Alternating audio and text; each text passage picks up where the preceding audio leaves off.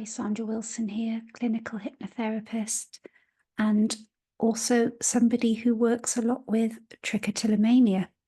So today I thought I'd pop on and do a little video about how to support your child if they are starting to pull their hair out compulsively or they've been doing it for a while.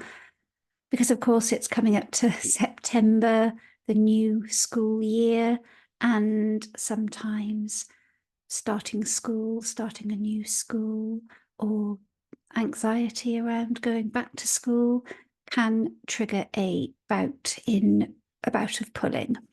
So here are 3 ways that you can support your child to cope a little better with their emotions, which can often be a trigger to hair pulling.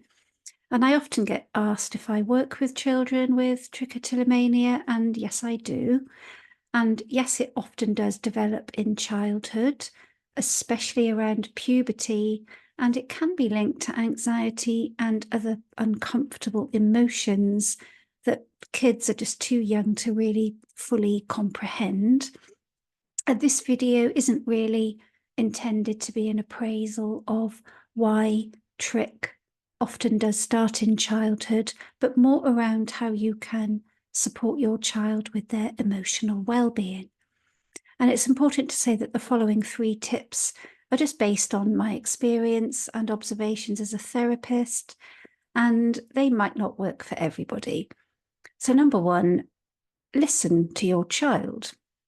Children are still learning about the world and about their emotions, and it can be very overwhelming the first time a child feels a negative emotion, such as anger, fear, or anxiety.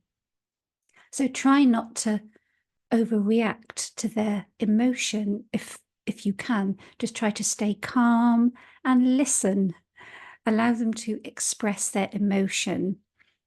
So by doing that, you are effectively giving them permission and space to feel.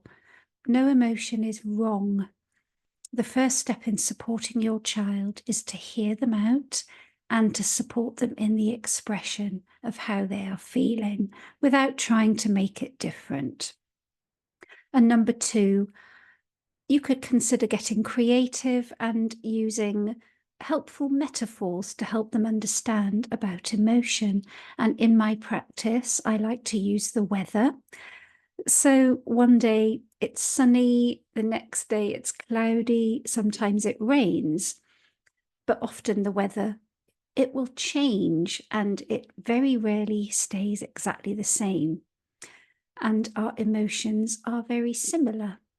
Nothing stays the same for too long, and rather like the weather, a beautiful sunny day often will follow a stormy one.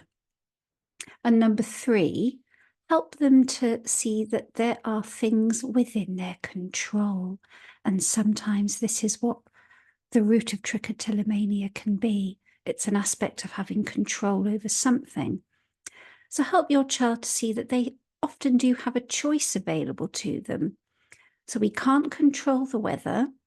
We might not be able to control a negative emotion when it comes up, especially if your child has developed trich as a coping strategy. But how can you show them to shift their attention?